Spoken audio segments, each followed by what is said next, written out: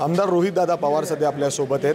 दादा, ताई ज्या पद्धतीने काठेवाडीतील अजितदादांच्या बंगल्यावर गेल्या त्याच्यानंतर आता टीका होतीये की कुठेतरी मतदारांचं दिशाभूल केलं जातं, एक संभ्रम निर्माण केला जातो आणि देवेंद्रजी देखील त्याच्यावर बोललेत की हे जे काय करतायत एक भावनिक आणि वेगळ्या पद्धतीने हे सगळा खेळ सुरू आहे। देवेंद्र फडणवीस साहेबांना कधीपासून भावना कळायला लागल्या?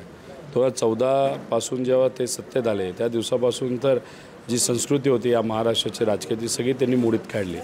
तर त्यांना भावना कसं कळणार? आता जिथं काकी होत्या म्हणजे आपल्या आशा काकी होत्या त्याच्या जवळच सुप्रियाताई म्हणजे काटेवाडीला फेरफटका मारण्यासाठी गेल्या होत्या बूथवर आणि मग तिथं गेल्यानंतर जेव्हा त्यांना कळालं की बाबा काकी आहेत तर ज्या पद्धतीने पूर्वीपासून फार लहानपणीपासून काकींकडे ते जातात तिथं दर्शनाला त्या तिथं गेल्या ह्याच्यात वेगळा अर्थ आपण कसा काय? ही वेळ होती का? अर्थातच आपल्याला माहिती आहे की समोरचे आपले स्पर्धक आहेत, एक वेगळा संभ्रम निर्माण करणं मतदारांमध्ये ज्याला हृदय आहे ते हृदय हे लॉजिकचा विचार कधी करत नाही, सवय लागली ह्यांना आत्यांना। आणि दुसरं महत्त्वाचं काय की ज्या हयात असणाऱ्या काकी आहेत सगळ्यात मोठ्या थोरल्या त्या आहेत, आजारी असतानासुद्धा त्या जर इथं येऊन मतदान करत असतील आणि काटेवाडीत आल्या असतील तर तिथं जाऊन संस्कृतीप्रमाणे आपल्या विचाराप्रमाणे आपल्या प्रथेप्रमाणे मोठ्या व्यक्तीचं दर्शन घेतलं काय वाईट आहे? पूर्वीपासून त्या करत आलेल्या आहे। त्यामुळे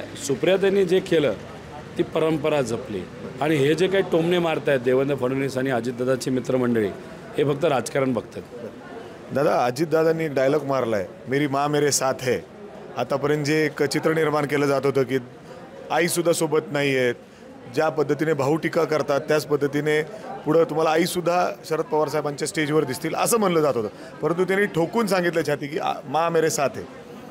हे बघा, एकच तुम्हाला सांगतो, आपण एक मान्य केलं पाहिजे, आजारी असतानासुद्धा आणि वय झालं असतानासुद्धा काकी मतदान करण्यासाठी आल्या।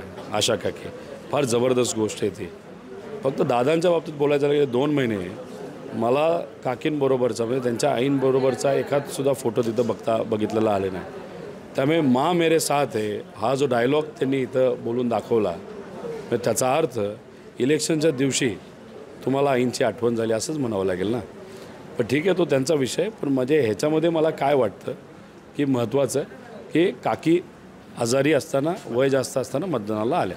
दादा, त्याचबरोबर तुम्ही सातत्याने ट्विट करतायत, वेगवेगळे व्हिडिओज आत्तापर्यंत समोर आलेले आहेत, तुम्ही काल रात्री देखील व्हिडिओ जो ट्विट केला, काय सांगायचं आहे तुम्हाला या ट्विटमधून?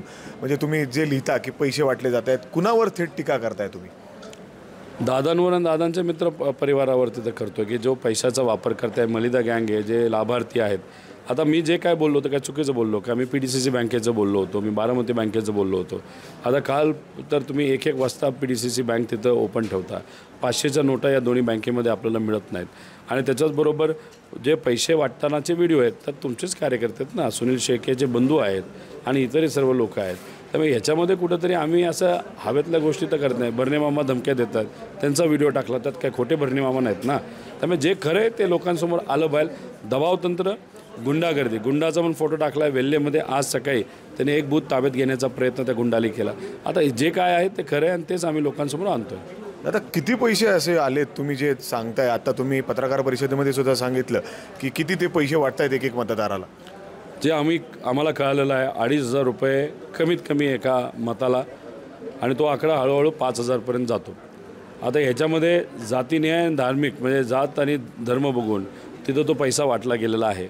म्हणजे विशिष्ट झोपडपट्टीमध्ये राहणाऱ्या लोकांना कमी पैसे आणि जे बऱ्या घरात राहतात त्यांना जास्त पैसे।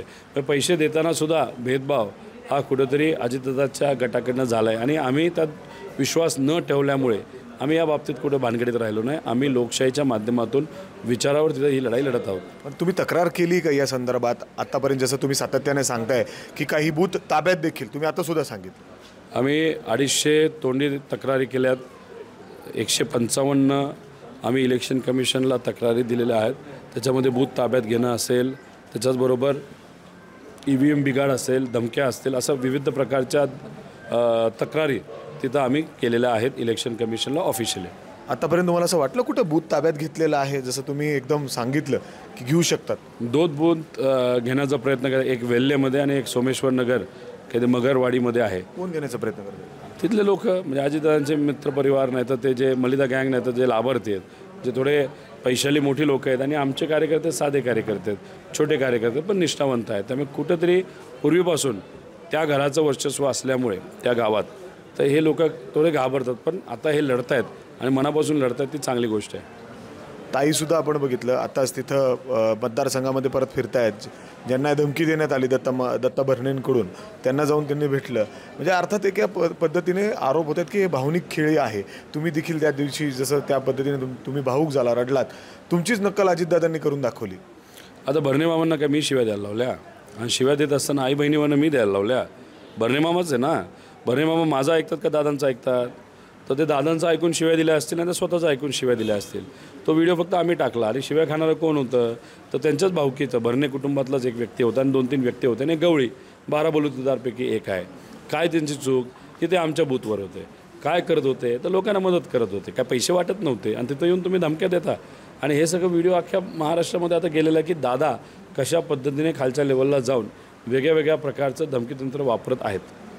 दादा सर तुमच्यावर सुद्धा आरोप होत आहेत की हे सगळे जे व्हिडिओ तुम्ही ट्विट करतायत हे तुमच्याकडे येत आहेत. अर्थात तुमचेच कार्यकर्ते आहेत. घड्याळाला कुठेतरी तुम्ही बदनाम करायचा प्रयत्न करताय. अर्थात अजित पवार गटाला तुम्हाला भीती आहे की ही जागा तुमच्याकडून जाऊ शकते.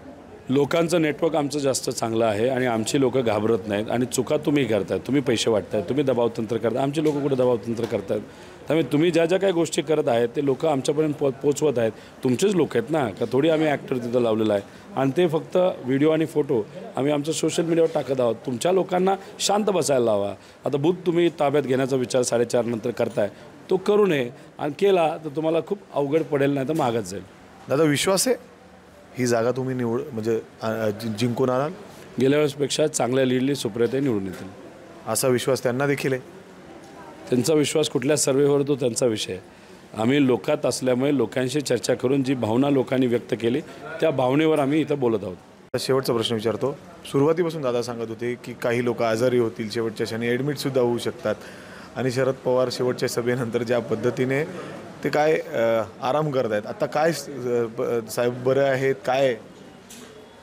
पवारसाहेब गेल्या 20 दिवसामध्ये 52 सभा घेतल्यात. त्याच्यामध्ये आपण जर बघितलं काय काय दिवशी तर 3-3 सभा दिवसाला, 25 बैठका, 4 तास झोपलेत. आता हे पवारसाहेब आहेत 84 वयाचे. जे दादा म्हणत होते की पवारसाहेबांचं वय झालं आणि दादा कुठे होते? तर सोसायटी, गल्ली, गाव. म्हणजे तुम्हाला कदाचित तिथं विश्रांती मिळाली, साहेबांना कुठं मिळाली? आणि साहेब आजारी मुद्दामून पडले असं जर अजितदादा बोलत असतील म्हणजे ते हास्यास्पद आहे. हे बदललेले दादा कुणीच त्यांना ओळखणार नाही अशी आजची परिस्थिती आहे. त्यामुळे हे जे काय चाललं आहे ते चुकीचं चाललं आहे. आणि विकास कोणी केला हे लोकांना माहीत आहे की 2014पर्यंत सत्ताच जर साहेबांनी आणली नसेल तर दादांना ते पद कसं मिळालं असतं? पद नसतं मिळालं तर निधी कसा आणला असतं? 2019ला महाविकास आघाडी कुणी आणली? तर साहेबांनी आणली. त्यामुळे हे जे काय चाललं आहे दादांचं ते हवेत फक्त पतंग उडवतात आणि मीपणानं अहंकार आहे. दादांना एका अर्थाने अहंकार आला आहे. दादा बदललेले आहेत आणि ज्या पद्धतीने सध्या संपूर्ण बारामती लोकसभा मतदारसंघामध्ये पैशाचा पाऊस सुरू आहे किंबहुना मतदातांना अशा पद्धतीने पैशाचं आमिष दाखवलं जातं या संदर्भात तक्रार दाखल केलेल्या आहेत. एवढंच काय तर पोलीस देखील यामध्ये सामील आहेत असं देखील रोहित दादांनी या ठिकाणी आरोप केलेत. कॅमेरामॅन अमोलसह मी मिकी घई, ABP माझा, पुणे. ABP माझा, उघडा डोळे बघा नीट.